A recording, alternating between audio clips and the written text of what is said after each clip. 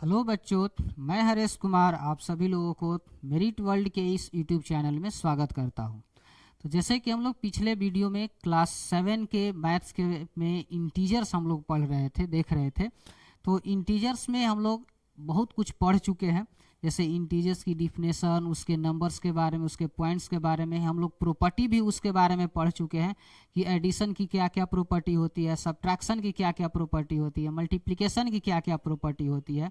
तो अब हम लोग डिवीजन की क्या क्या प्रॉपर्टी होती है उसके बारे में देखें कि क्या क्या डिवाइड करने के लिए क्या क्या प्रॉपर्टी होती है। तो ये रही हमारे पास डिवीजन ऑफ इंटीजर्स। डिवीजन के लिए क्या क्या प्रॉपर्टी है उसको देखते हैं। क्वेश्चन में लिखा हुआ आपका कि rules of determining the sign on the quotient offset after division of two integers are the same as their those of multiplication of integers.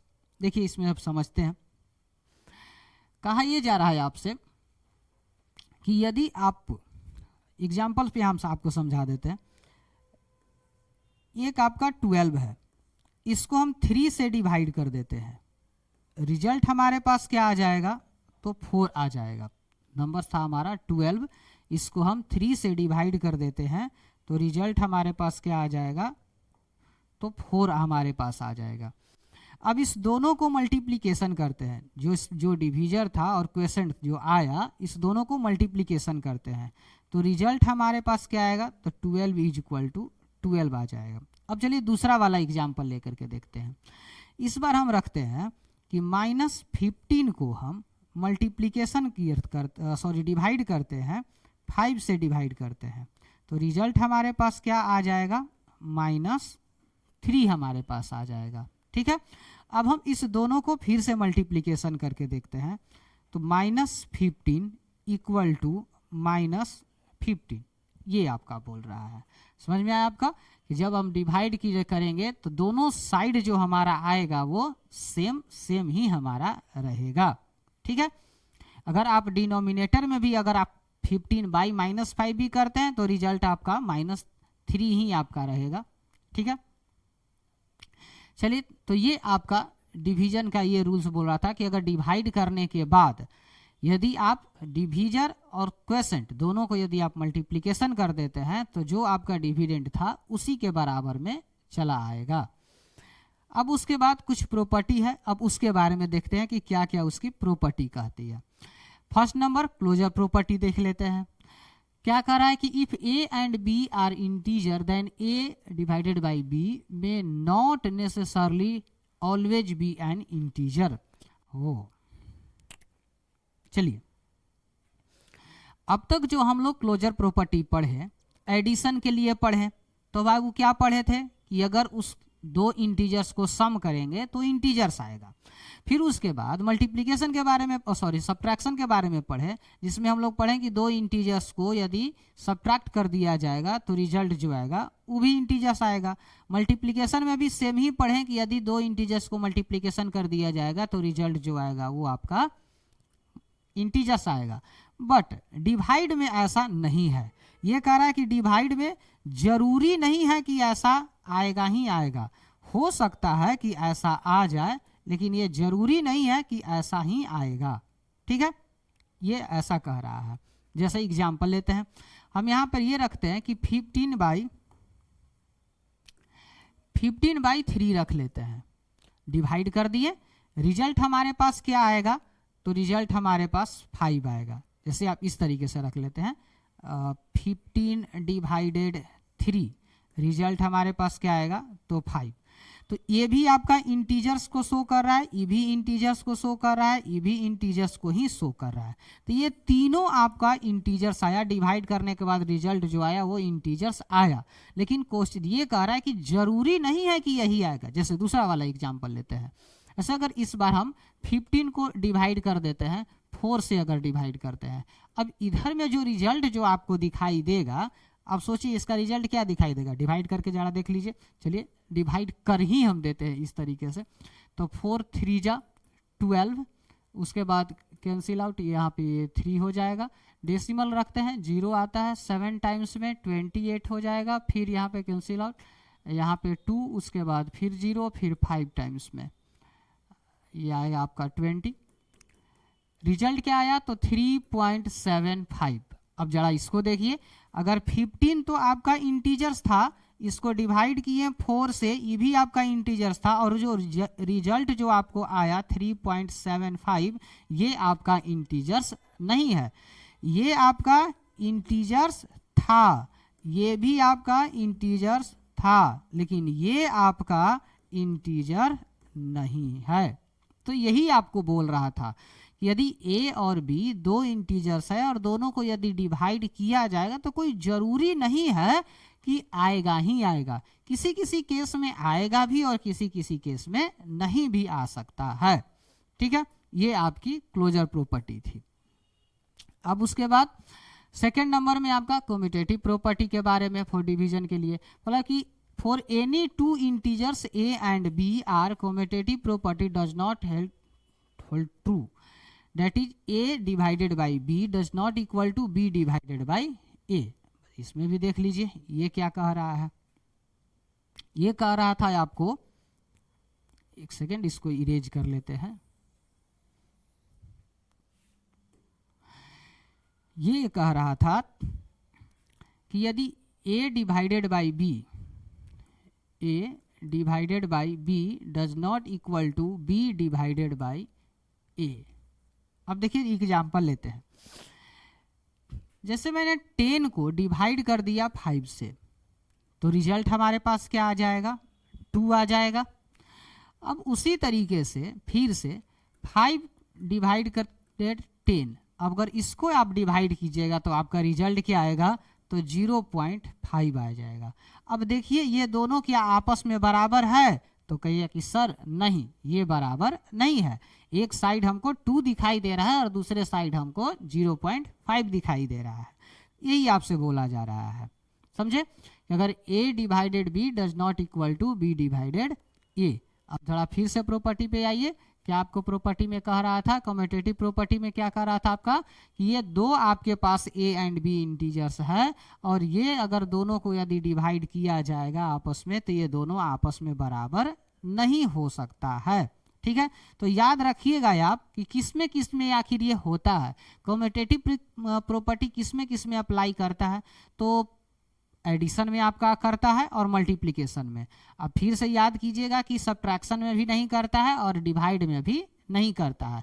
तो याद रहे अब हो जाना चाहिए कि पहला वाला में करता है और दूसरा वाला में, सॉरी तीसरा वाला में, मतलब एडिशन और मल्टीप्लिकेशन में करता है, सब्ट्रैक्शन और डिवीजन में नहीं करता है। अब उसके बाद एसोसिएटिव प्रॉपर्टी, इसमें भी बोल रहा है कि नॉट होल्ड ट्रू, मतलब ये भी आपका नहीं होगा। अच्छा इसमें नहीं लिखा हुआ, लिख देते हैं, 8 divided by b divided by c does not equal to a divided by b divided by c, ये इस तरीके से। ठीक है, ऐसा ही होता था ना, एडिशन सब्ट्रैक्शन मल्टीप्लिकेशन डिवीजन में भी ऐसा ही मैंने लिख दिया। ये बोल रहा है कि ये बराबर नहीं होगा। ठीक है, अब इसको भी अगर आप चाहें तो आप देख सकते हैं कि इसकी क्या क्या प्रॉपर्टी होगी, इसमें भी हम देख लेंगे कि क्या क्या होगी। चलिए इसमें भी हम देख लेते हैं, एग्जाम्पल लेकर के देख लेते हैं, तब हमको क्लियरली हमको समझ में आ जाएगा। इरेज इसको कर देते हैं। देखिए क्या था आपका कि a डिवाइडेड b, इसको ब्रैकेट में बंद कर दीजिए, divided c does not equal to a divided b divided c। अब इस बार इधर वाला दोनों को ब्रैकेट में बंद कर दीजिए। अब नीचे आइए, a को अगर हम मान लिया जाए कि इसको 10 मान लेते हैं और इधर वाला को b को हम 5 मान लेते हैं। ठीक है, अब उसके बाद इसको 2 मान लेते हैं। ठीक है, फिर से यहाँ पे 10 डिवाइड कर देते हैं, इसको 5 डिवाइड कर देते हैं, उसके बाद 2। ठीक है, a को 10 अजम्पशन किया गया है, b को 5 अजम्पशन किया गया है और c को 2 अजम्पशन किया गया है। ये हमारे पास तीनों इंटीजर्स है और जो हमारा एसोसिएटिव प्रॉपर्टी का रहा था उसी पर हमने इसको सेट कर दिया है और देखते हैं कि दोनों साइड बराबर होता है या नहीं होता है। तो चलिए पहले ब्रैकेट वाला को सोल्व करते आए हैं तो वही करेंगे। तो यहाँ पे 2 आ जाएगा और डिवाइड कर देंगे फिर 2 से, ठीक है। अब इधर की ओर देखते हैं, इधर में 10 आ जाएगा और डिवाइड करेंगे। अब इसको डिवाइड करेंगे तो डिवाइड तो खैर ऐसे अगर डेसिमल फॉर्म में हम चाहे तो कर सकते हैं, और नहीं तो फिर आप ऐसे 5 ऐसे 2 भी आप ऐसे इस तरीके से हम लिख सकते हैं, ठीक है। अब इधर की ओर 2 में 2 से यदि डिवाइड किया जाएगा तो रिजल्ट हमारे पास 1 आ जाएगा। और इधर की ओर यदि आप डिवाइड है ना, इसको मल्टीप्लिकेशन में चेंज कीजिएगा तो 10 × 2/5, 5 के टेबल से ऐसे कटेगा तो 2 टाइम्स में 1 डज नॉट इक्वल टू 2 × 2 क्या आ गया 4। अब देखिए LHS में आपको आ रहा है 1 और RHS में आपका आ रहा है 4। तो ये मैंने दो एक एसोसिएटिव प्रॉपर्टी का एग्जाम्पल रख करके आपको समझा दिया कि ये एक के जगह पर B और C के जगह पर एक नंबर मैंने अजम्पशन किया और उसको सोल्व किया। सोल्व करने के बाद ये पता चला कि LHS और RHS बराबर नहीं है। तो इसका मतलब ये है कि डिवाइड में ना तो आपका क्लोजर प्रॉपर्टी करता है, ना तो कम्यूटेटिव प्रॉपर्टी फुलफिल कर रहा है, और ना ही एसोसिएटिव प्रॉपर्टी फुलफिल कर रहा है। तो तीनों के तीनों आपका प्रॉपर्टी नहीं हो रहा है। अब चलिए नेक्स्ट वाला में चलते हैं, 4 नंबर में। If a is an integer and a does not equal to 0, then for every integer a/a is equal to 1। ये बोला है कि a जो है कोई एक इंटीजर है, वो 0 के बराबर नहीं है, या तो वो निगेटिव में है या तो वो पॉजिटिव में है। और उस दोनों इंटीजर्स अगर किसी एक इंटीजर्स को सेम नंबर इंटीजर से अगर डिवाइड कर दिया जाए, जैसे देखिए -5 को डिवाइड कर दिया जाए -5 से, तो रिजल्ट जो आएगा वो आपका 1 आएगा। उसी तरीके से अगर 25 को अगर डिवाइड कर दिया जाएगा 25 से, तो रिजल्ट जो आएगा आपका 1 आएगा। क्या बोला था, if a is an integer, और ये बोल रहा है कि a जो है वो 0 के बराबर नहीं है। अगर 0 रहेगा तो फिर दूसरा चीज हो जाएगा, समझिए। उसके बाद देन फॉर एवरी इंटीजर्स, यदि कोई भी इंटीजर अगर सेम अपने आप से अगर डिवाइड करेगा तो क्या रिजल्ट देगा, 1 आपका रिजल्ट दे देगा। चलिए उसके बाद 5 नंबर पे, for every integers a divided by 1 equal to a। अगर किसी भी इंटीजर्स को 1 से डिवाइड किया जाता है तो रिजल्ट हमारे पास क्या मिलता है, सेल्फ जो इंटीजर्स है वही मिल जाएगा। जैसे एग्जाम्पल में -14 को डिवाइड कर दिया जाए 1 से, तो रिजल्ट क्या हमारे पास आएगा, -14, यही हमारे पास रिजल्ट आ जाएगा। अगर फिर हम लिखते हैं कि 2045 इतना बड़ा नंबर रखते हैं, इसको डिवाइड कर दिया जाए 1 से, तो रिजल्ट क्या हमारे पास आएगा 2045, यही हमारे पास रिजल्ट आ जाएगा। तो किसी भी इंटीजर्स को यदि 1 से डिवाइड किया जाता है तो इंटीजर इटसेल्फ वही रह जाएगा। उसके बाद 6 नंबर पे आते हैं, बोल रहा है कि for every integers a we have a divided 0 is not defined. यदि किसी इंटीजर्स को अगर 0 से डिवाइड कर दिया जाएगा, यदि किसी भी इंटीजर्स को 0 से डिवाइड कर दिया जाएगा तो उसका रिजल्ट जो आएगा वो नॉट डिफाइन आपका आता है। याद रखिएगा, डिनोमिनेटर में कभी भी 0 नहीं आना चाहिए, कभी भी डिनोमिनेटर में 0 नहीं आना चाहिए। जैसे ही ये 0 आएगा, इसका जो रिजल्ट जो आपका आएगा ये आपका नॉट डिफाइन, ये डिफाइन नहीं किया जा सकता है, समझ गए, ये डिफाइन नहीं किया जा सकता है। तो याद रखिएगा कि डिनोमिनेटर में कभी भी 0 नहीं लिखेगा, नहीं तो उसका नॉट डिफाइन आंसर हो जाएगा। अब उसके बाद 7 नंबर पे आते हैं, पहले इसको इरेज कर लेते हैं।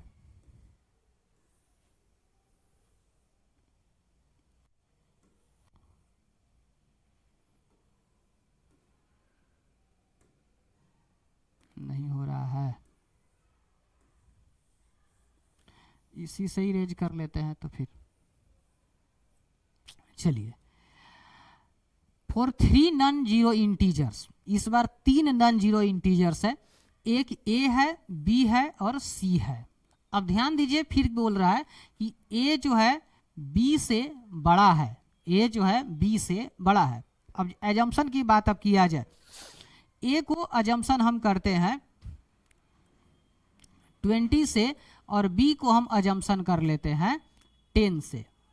ठीक है, ये हमारा a इज इक्वल टू 20 रख लिए और b इज इक्वल टू हम 10 रख लिए, क्योंकि क्वेश्चन में बोल रहा है कि if a greater than b then a divided by c, बोला a divided by c greater than होगा b डिवाइडेड बाई c से। तो c का भी कुछ ना रख लिया जाए। c को क्या रख लेते हैं, c को एजम्पशन कर लेते हैं कि c को हम 2 रख लिए। ठीक है, c को हम 2 रख लिए। तो अब डिवाइड करके देखते हैं, a डिवाइडेड c ये बड़ा हो जाएगा b डिवाइडेड c। अब देखिए पुट करते हैं वैल्यू, 20 डिवाइडेड c कितना था हमारा 2 था, तो ये बड़ा का साइन लिखकर फिर से कर देते हैं, 10 डिवाइडेड 2। डिवाइड कीजिएगा, इधर की ओर आपका 10 आ जाएगा, इधर की ओर आप डिवाइड कीजिएगा 5 आ जाएगा। तो यही आपको बोल रहा था कि यदि कोई दो इंटीजर्स यदि जो बड़ा रहेगा तो अगर सेम नंबर से डिवाइड करते हैं तो वो बड़ा ही रह जाएगा। ठीक ना, यहाँ पर a जो था b से बड़ा था, यदि किसी नंबर से अगर डिवाइड दोनों को किए तो फिर भी जो बड़ा था वो बड़ा ही रह गया, समझिए, और जो छोटा था वो छोटा ही रह गया। ठीक, नेक्स्ट में हमको इसी में आगे बढ़ते हैं। ऐसा तब होता है जब c हमारा ये पॉजिटिव था, ये हमारा पॉजिटिव था, तब ऐसा हुआ। यदि मैं c को निगेटिव नंबर रख लूं, ठीक है, यदि मैं c को निगेटिव नंबर रख लूं, अगर +2 के जगह पे अगर हम -2 को यदि हम रख लेते हैं, तब क्या रिजल्ट आता है वो भी आप देख लीजिए। a डिवाइडेड c और b डिवाइडेड c। इस बार c निगेटिव इंटीजर्स है, ध्यान रखिएगा। तो 20 डिवाइडेड -2 रख लेते हैं और फिर यहाँ 10 डिवाइडेड -2 रख लेते हैं। यहाँ वाला जो रिजल्ट आपका आएगा ये माइनस में 10 आएगा और यहाँ वाला जो रिजल्ट आपका आएगा माइनस में 5 आएगा। अब अभी आप देखिए, अब आपको पता चल रहा होगा कि एक -10 आया और दूसरा -5 आया। तो अब आपको जानकारी होगा कि इंटीजर्स में माइनस में जितना बड़ा आपको नंबर जो दिखाई दे रहा है वो बड़ा नहीं है, एक्चुअली में वो छोटा नंबर है। तो -10 जो है -5 से छोटा है, समझ में आ गया, ये आपका छोटा नंबर है। तो यदि आप डिवाइड करते समय यदि वो नंबर निगेटिव में यदि रहता है तो अब वो बड़ा नहीं रहेगा, वो छोटा हो जाएगा। ठीक है, क्या किस पे डिपेंड कर रहा है, c के ऊपर डिपेंड कर रहा है। यदि कोई बड़ा नंबर है और एक छोटा नंबर है, अगर सेम नंबर से डिवाइड करते हैं तो डिवीजन पे आपको जो आपका डिवाइजर है उस पे डिपेंड करता है कि क्या डिवाइजर पॉजिटिव है या डिवाइजर आपका निगेटिव है। यदि आपका डिवाइजर पॉजिटिव है तो बड़ा वाला नंबर बड़ा रह जाएगा और छोटा वाला छोटा रह जाएगा। ठीक है, और यदि निगेटिव है तो बड़ा वाला जो नंबर रहेगा वो छोटा हो जाएगा और छोटा वाला फिर बड़ा हो जाएगा। जैसे यहाँ पे देख रहे हैं ना, ये वाला नंबर बड़ा था, ये क्या हो गया अब छोटा हो गया, और ये आपका छोटा था, ये क्या हो गया आपका बड़ा हो गया। क्यों? क्योंकि निगेटिव इंटीजर्स में आपका चला गया। तो आप इंटीजर्स में वो आपको बताया गया था उस समय कि नंबर्स जो आपका बड़ा दिखेगा ना निगेटिव में, देखने में जो लगे कि ज़्यादा बड़ा है, वो एक्चुअली में बड़ा नहीं होता है, छोटा होता है। माइनस का मतलब होता है किसी के साथ कर्ज लेना, ऐसे आप समझिए कि माइनस का मतलब होता है कि किसी के साथ, हम बोल रहे हैं ना कि आदमी कि हम इतना माइनस में हैं, अपने आप को बोलता है कि हम अभी यार बहुत लॉस में चल रहा है, हम बहुत माइनस में चल रहा है। तो माइनस का मतलब हुआ क्या, हम लॉस में चल रहे हैं। अब कोई आदमी लॉस में 1 लाख रुपया का लॉस में है और एक आदमी है जो कि 2 लाख रुपया के लॉस में है। अब दोनों में बोला जाए कि भाई इस दोनों आदमी में अमीर आदमी कौन सा है, तो भाई जरूर कहिएगा ना कि जो 1 लाख लॉस में वही अमीर होगा। वैसे तो अमीर तो दोनों में से फिर अब कोनो नहीं होगा, लेकिन चलिए इस दोनों में अगर कंपैरिजन की अगर बात किया जाए तो उस केस में जिसके पास कम ड्यूज है अमीर तो वही आदमी होगा। तो ये बड़ा तो वही आदमी हुआ ना जिसके पास 1 लाख का ड्यूज था। इसीलिए हम निगेटिव्स में जो नंबर आपको बड़ा दिखाई देता है मतलब वो कर्ज में है, वो उतना ज़्यादा कर्ज में डूबा हुआ है, इसका मतलब वो और छोटा आदमी है जो पूरा का पूरा बेचारा नीचे से ऊपर तक कर्ज में ही डूबा हुआ है। समझ गया? तो ये रहा है आपका प्रॉपर्टी। सारी प्रॉपर्टी को आपको कंप्लीट करवा दिया गया है। अब इसके बाद नेक्स्ट में जो आपको बताया जाएगा वो बोर्ड मास के बारे में आपको बताया जाएगा और उसके पे कुछ क्वेश्चन भी आपको करवाया जाएगा बोर्ड मास पे कि कैसे कैसे बोर्ड मास पे अप्लाई किया जाता है, पहले किसको किसको सोल्व करते हैं और किस तरीके से सोल्व करते हैं, क्वेश्चन के साथ में उसको नेक्स्ट लेक्चर में आपको करवाया जाएगा। तब तक के लिए थैंक यू।